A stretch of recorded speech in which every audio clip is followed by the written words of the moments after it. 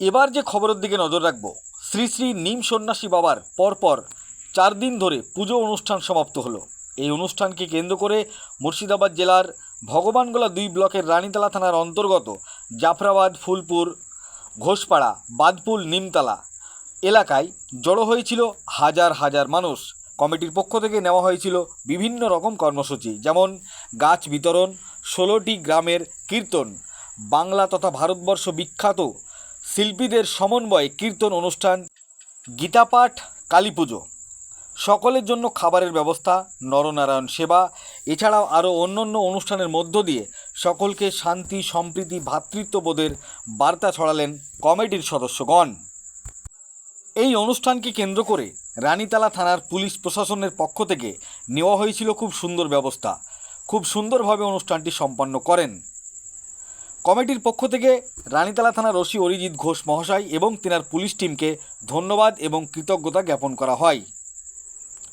এ বিষয়ে কি বলেছেন তারা শোনাবো আপনাদের। তবে কমিটির উল্লেখযোগ্য ছিলেন রথিন মণ্ডল, স্বপন অধিকারী, সুনীল ঠাকুর, নবকুমার সরকার মণ্ডল।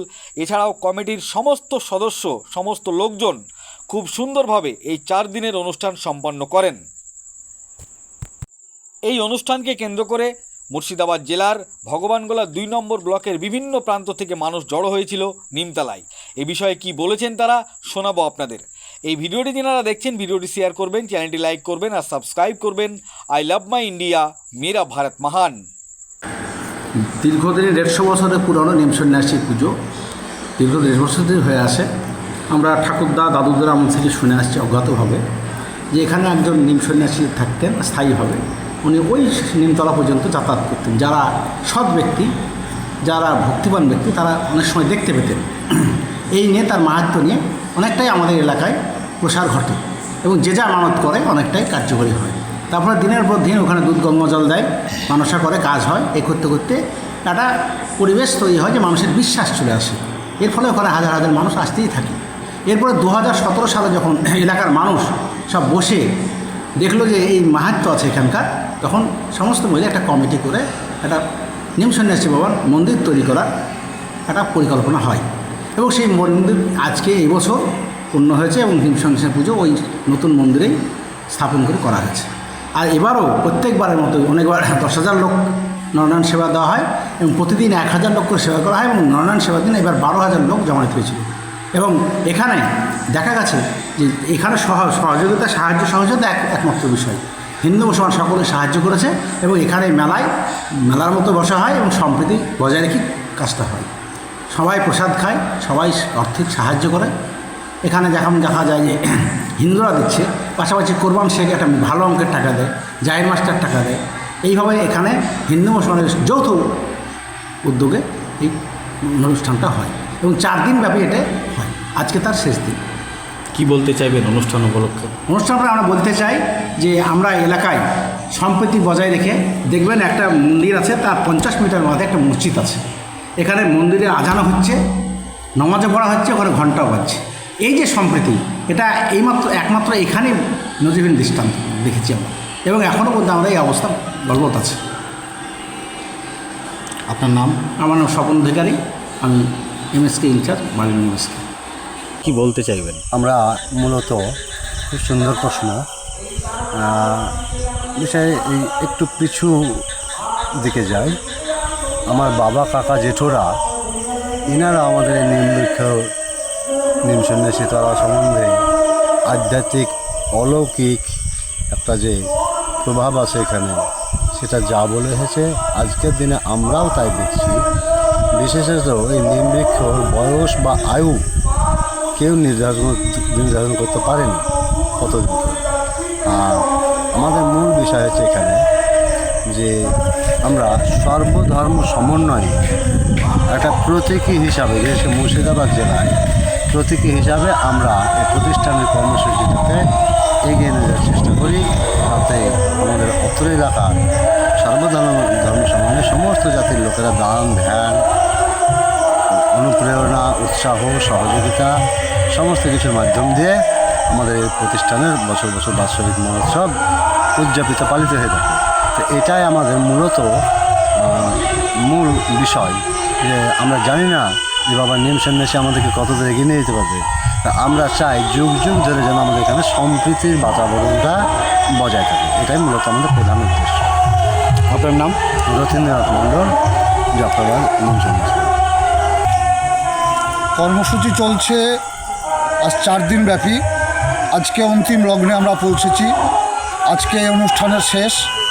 4 দিন ধরে প্রথমত আমাদের পুজো হয়, সন্ন্যাসী ঠাকুরের পুজো, তারপরে জোড়া মা কালীর পুজো হয়, পরের দিন অত্র এলাকার সমগ্র গ্রামের হরিনাম সংকীর্তন প্লাস 8 থেকে 10,000 লোক এখানে সারা দিন ব্যাপী সেবা হয়েছে, এবং তার পরের দিন শ্রীমদ্ ভাগবত গীতা পাঠ এবং একপালা কীর্তন।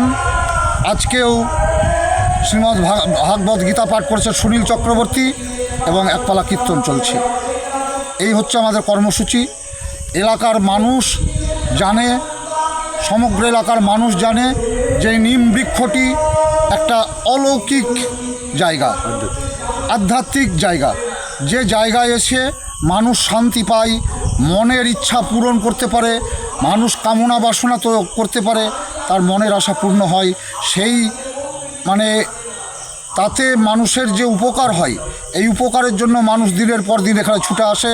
হিন্দু, মুসলিম, জৈন, খ্রিস্টান সকলে এখানে এসে এই নিম গাছতলায় সন্ন্যাসী ঠাকুরের আশ্রয় এসে উপস্থিত হয়। আপনার নাম এবং? নবকুমার সরকার, ফুলপুর, জাফরাবাদ নিম সন্ন্যাসীতলা। দেখুন, আমাদের এই মিলন উৎসব 10 বছর থেকে চলছে।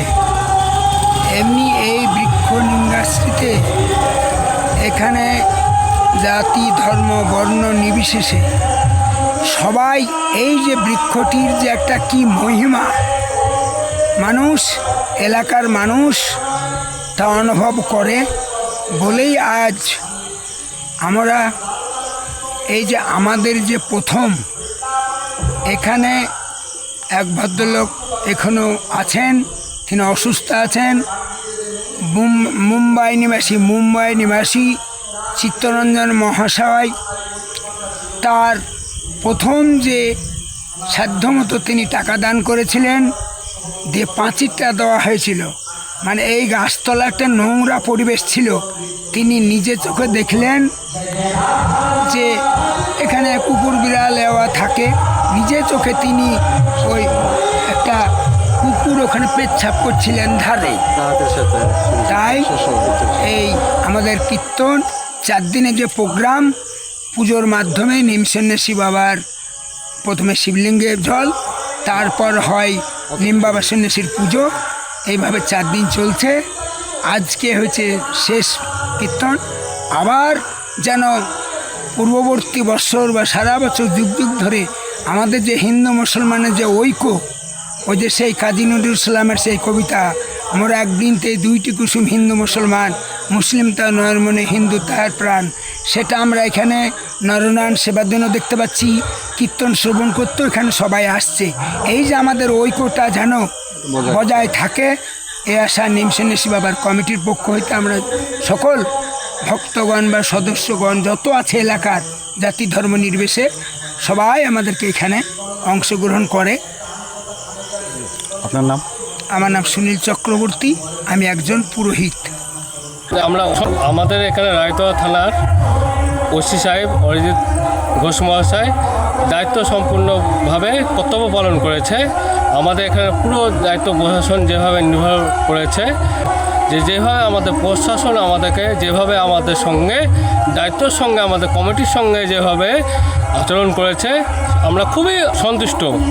এবার আমরা চাই যে প্রশাসন আমাদের সঙ্গে এভাবেই আমাদের সঙ্গে থাকুক, যে আমাদের অরিজিৎ সিং মহাশয়, ঘোষ মহাশয় যে আমাদের সঙ্গে যে এভাবে যে সম্পত্তির বার্তা রেখেছে, যে সব কিছুতে তারা হিন্দু হোক মুসলিম হোক যে কোনো অনুষ্ঠানের জন্য ও মহাশয় যে সবসময়তে সবার আগে, প্রশাসনের যে কোনো দায়িত্ব হোক না কেন, মুসলিমের কোনো দায়িত্ব হোক না কেন, আমাদের হিন্দুদের দায়িত্ব হোক না কেন, সবসময় আগে আমাদের প্রশাসন। যে অনুষ্ঠানে যে কোনো অনুষ্ঠানে হোক, আমাদের মুসলিমদের সম্প্রদায়ের যে অনুষ্ঠান হোক না কেন, যে কোনো কিছু অনুষ্ঠান হোক, যে মহাশয়কে ডাকা হোক, সে আগে ওর দায়িত্ব কর্তব্য পালন করে, খুব সুন্দরভাবে সুন্দরভাবে পালন করে। এবং আমরা খুবই গর্বিত যে আমরা এরকম ওসি পাওয়া গেছে যে আমাদের রায়তলার বুকে, যে খুব কর্তব্য করে কাজ করে। আমার নাম অমিত কুমার মণ্ডল। আমার বাবা স্বর্গীয় তপন কুমার মণ্ডল, সে আমাদের নিম সন্ন্যাসী বাবার একজন কমিটির সদস্য ছিলেন। তার আমি ছেলে অমিত কুমার মণ্ডল। এই গ্রামের নাম কি? Jafrabad, post Phulpur, PS Raytala, district Murshidabad.